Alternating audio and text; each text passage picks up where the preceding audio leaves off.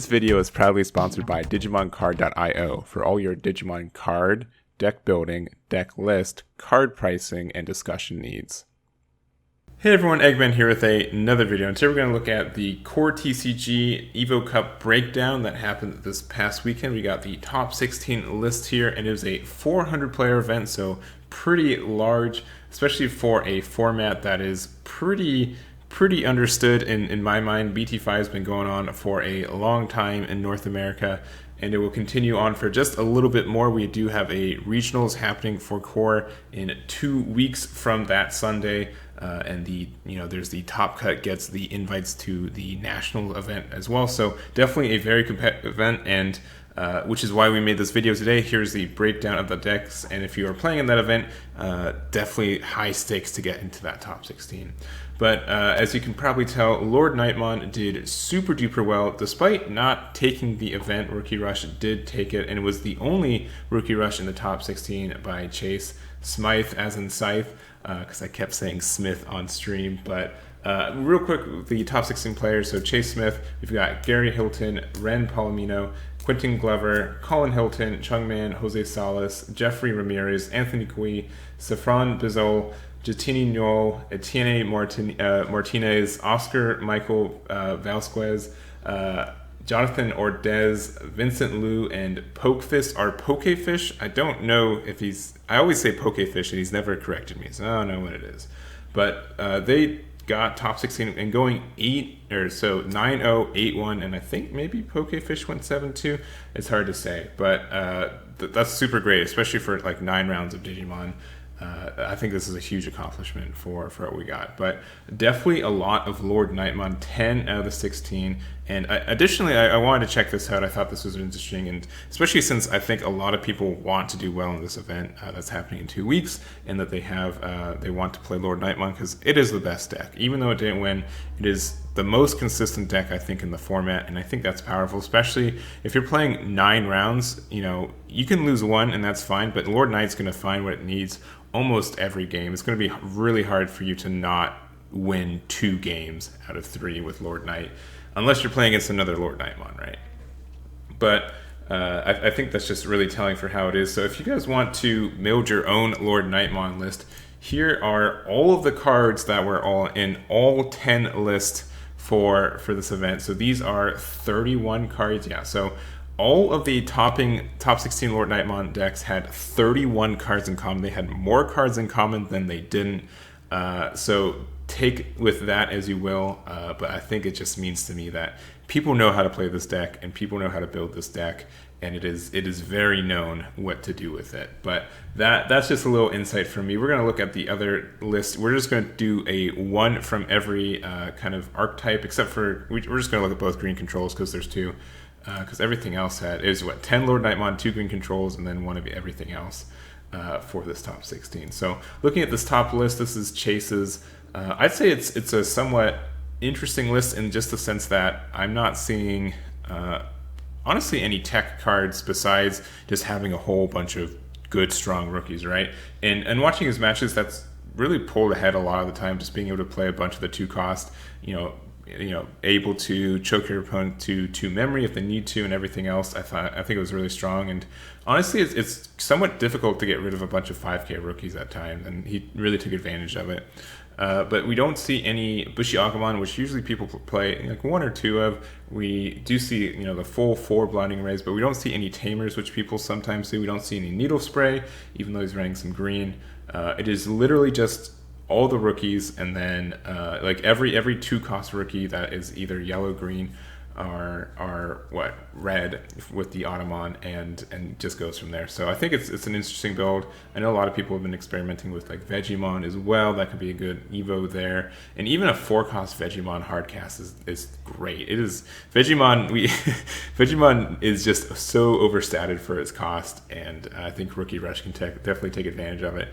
But here's this list. If you guys want to do some Rookie Rush, I think it's strong, and I'm honestly surprised at just how strong it is without really any kind of tech or anything else. It's just super vanilla, but it works because it's a good deck. So there we are there.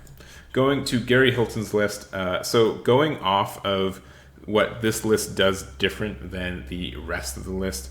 Not all the lists were running these 4-drop Patamons. I don't think that was a very standard choice for a lot. Like, it's 50-50. I think some people were playing it outright, and it makes sense for, like, if you're going into like a slash Aandroidd, and like everyone is playing Chaos Arm, so there's definitely a lot of reasons, especially with having 4 or Growlmon. Going into your level 5s, everyone's playing Nightmon fours, because you always want to, it's like the best pop from your Lord Nightmon, right? And then it's really just War Growlmon and Aandroidd that people just change their ratios of. Not everyone's playing Aandroidd, but almost everyone actually is playing War Growlmon. There's only one person who didn't run more than 2, and they only ran 1 of them. But this is the standard. The Willista got second. I think it's super strong. Spiral Masquerade is sometimes Blinding Ray is a sometimes TK is a must. And I think a lot of people are teching in Cutemons as well, just to prevent the reduced cost. But I think this Patamon is definitely one of the choices you can make for a lot of people. War Greymon, not a lot of it's, if people can find room for it, they can. But this is the list. So this is Gary Hilton's list, and congrats on the second place. And he gets an Omnimon, which is super duper cool. All right, going to the next list. So this is Quinton's. What is it? This is the Omni Shoutmon, right? That's the Shoutmon DX. I always call it Omni Shoutmon. So this is a pretty standard list in the sense that the archetype is you just go up here, boys. I think the new cards that I don't normally see is the Greymon, and obviously having the kind of the Takumi, Tai, and Mega Digimon fusion. I think this is, if you're able to get this off, you pretty much like win on the spot. It feels super duper good, especially with the OG Omni. If you're able to keep Omni on your own turn, you're able to pop something, you're able to do 2 swings. And most of these cards, like if you're able to give it security attack +1 with Volcanodramon or your Greymon, whatever, I think it's very, very strong. I think the only thing that it's curious to me is that they're not running the, the Nokia. I think that would kind of work a little well as well. I think Takumi is very good for what you're doing and helps you get some more cycle. And in general, I think Omni Shoutmon will get better with the release of BT6. But I think most people will just be transferring to Jesmon because it's pretty much the same thing, but Jesmon I think is a little bit better at what it does and a little bit more consistent. But definitely going 8-1 with this list is really impressive, and shoutouts to Quinton. Going next, so we have Jose Salas. This is a green control, a more control list. It does have the option to go into the Grand Kawagamon as well, but just having, I don't know, if a deck is running for the Hog, then it's control in my book. And I think a lot of these are obviously, you can choose what you name it yourself, but pretty standard what you're doing. 3 whole Mimis. I think like the options and the tamers are really what change a lot of decks apart. I do like the raffles in here as well. It's I don't know, it's really grown on me as a card for what it does, and being able to do the 1 Digivolution feels really good because you can make it so your opponent doesn't think you can go in for game or something like that, or you don't have enough Digiburst, which is also what these Palmons are for too. On deletion, you can place it 1 Palmon from your trash underneath one of your green Digimon at the bottom of its Devolution cards, which just means you can also put itself, or more importantly, the piercing one, the jamming one, and that really helps out. I think wins some games. So congrats to Jose for that. We also have Oscars here, pretty similar in a lot of ways, but not running the promo Palmons. They are running one of the Grand Kawagamons and only 1 Chaosmon, but it's really interesting to see there's also running one of the Wizlands. So this is a 6 main. Up to 2 of your opponent's Digimon can attack or block until the end of your opponent's next turn. Then if you have a Digimon with Digiburst in play, gain 2 memory. I'm really interested to see how well this performed for him to bat. And then security effects, the same thing. And you can still gain the memory from security. So that's kind of nice. Green's not normally known to having like really good security, and that I think can really help out. And the Takumi I think is nice too because you're able to kind of get that extra cycle if you really, really need it. So this is Oscar's list. Going to the green OTK list. So this is more, you can see how it all blends together. This obviously has more of the Kawagamons and all the 4 Palmons as well. So I would think this is more OTK. They're all pretty much just green decks, right? They have a lot in common. But I think it's interesting. Did everyone choose 3 Mimis? No, Oscar didn't. But Normally 3 Mimis is too much because you normally don't want to see too many of them. 2 can be really good if you want to get the extra like rush Digimon coming out, if you can get that to set up, but that's really interesting, especially because you want to make sure that your Tentomons hit very often, which means you have to have a lot of green Digimon, because all of these are not hits for those and everything else. But that is that. Congrats to Jonathan for there. And then lastly, we've got Vincent Liu's Mastamon list, and I really like this list. This is pretty much a lot of what I was running in BT4 before this. I think the only new cards really are Cutemon, the Swart Defeat, which can go on top of the Mastamon, and the Spiral Masquerade. I think the Spiral Masquerade can be huge, especially since you can make really wide boards, which is really, really cool. And just kind of the idea is you just go up to either Mastamon or Wargreymon, and with both these cards, you're able to really, help get your security to a level where you can start using your Aandroid's effects, or your Gatomons can come out and get recovery. Patamons can be really helpful. Pulsemons can get the draw one and get memory, which is nice, and really everything else. So I like this build. I've always liked the Mastamon builds with it.